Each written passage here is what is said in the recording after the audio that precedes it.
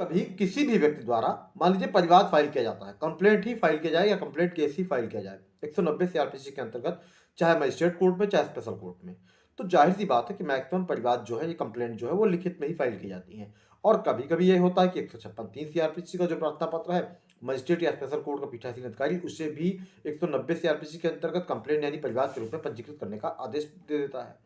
तो जब भी ऐसा परिवाद दर्ज किया जाता है या दर्ज हो जाता है, तो वो लिखित रूप में ही होता है। लेकिन लिखित परिवाद प्राप्त होने के बावजूद भी न्यायालय जो भी कंप्लेनेंट है यानी जो परिवादी है और साथ साथ उसके साक्षीगण या साक्षियों का परीक्षण क्यों करता है?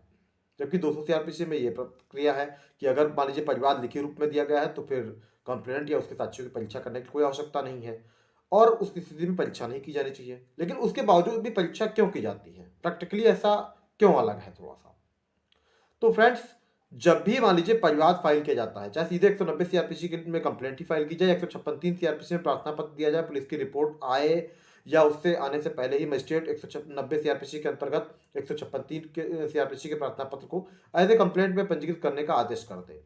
या स्पेशल कोर्ट का पीठासीन अधिकारी आदेश कर दे, तो जो भी परिवादी है उसका स्टेटमेंट कह लीजिए आप या उसका परीक्षण न्यायालय करती है 200 सीआरपीसी के अंतर्गत। तो 200 सीआरपीसी के अंतर्गत उसका परीक्षण क्यों किया जाता है? तो फ्रेंड्स,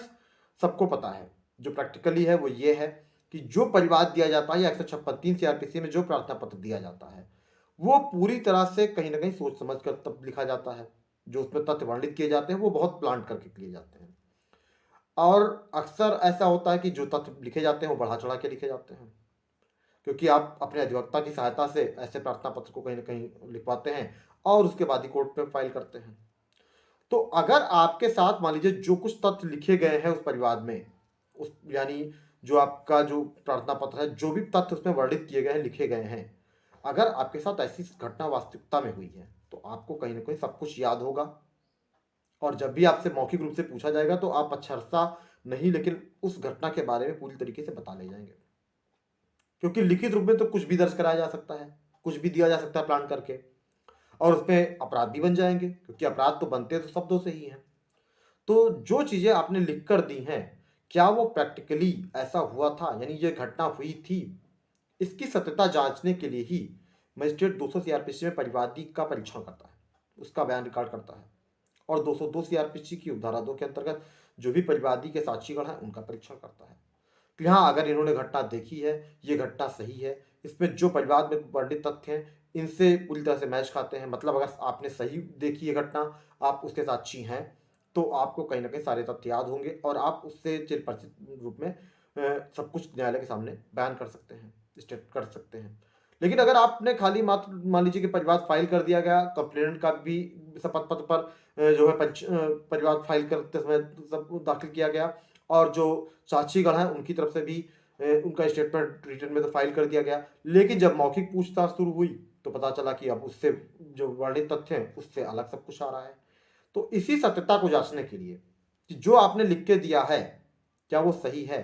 मौखिक रूप में परीक्षण किया जाता है, जो भी कंप्लेनेंट हैं उनके और कंप्लेंट के जो साक्षीगण हैं उनके।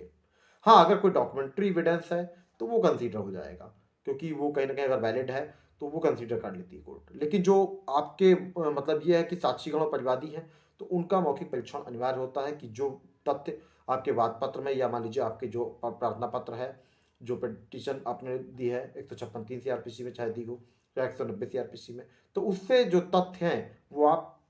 कितना उस मैच खाते हैं जब आपसे ओरली पूछा जाता है उस घटना के बारे में कि यह घटना कैसे हुई थी, कहाँ हुई थी, कब हुई थी। तो अगर सही है तो आप जाहिर सी बात है कि सब कुछ बता ले जाएंगे न्यायालय के सामने कि हाँ, ये घटना हुई थी, इस समय हुई थी, ये अभियुक्त थे, ऐसी सिचुएशन हुई थी, ये मेरा छीन गया था, तो आपको उस घटना के बारे में सब कुछ पता होगा। तो फ्रेंड्स, इसी वजह से जब 156(3) सीआरपीसी में चाहे प्रार्थना पत्र दिया जाए या 190 सीआरपीसी मान लीजिए कंप्लेंट के रूप में ही उस 156(3) सीआरपीसी के प्रार्थना पत्र को पंजीकृत कर लिया जाए, 190 सीआरपीसी में कंप्लेंट सीधे पंजीकृत कर लिया जाए, लेकिन जो परिवादी हैं और उनके साक्षीगण हैं उनका स्टेटमेंट न्यायालय रिकॉर्ड करती है, उनका परीक्षण करती है, यही सत्यता जानने के लिए कि हाँ, जो आपने लिखित रूप में दिया है वो मौखिक रूप में आप बता पाते हैं कि नहीं बता पाते हैं, वह कितना सत्य है। तो फ्रेंड्स, अगर आपको ऐसे जेन्यून लीगल कंटेंट देखने हो तो वीडियो को लाइक करें, चैनल को सब्सक्राइब करें, ताकि आगे भी आपको ऐसे जेन्यून लीगल कंटेंट देखने को मिलते रहें और आपके कमेंट के लिए मैं कोशिश करता हूँ कि मैं आपको रिप्लाई दे सकूँ सडनली, बट थोड़ा सा वर्कलोड मेरे ऊपर ज़्यादा रहता है, तो फिर मैं सडनली रिप्लाई नहीं कर पाता हूँ। तो friends, thank you for watching and please subscribe the channel.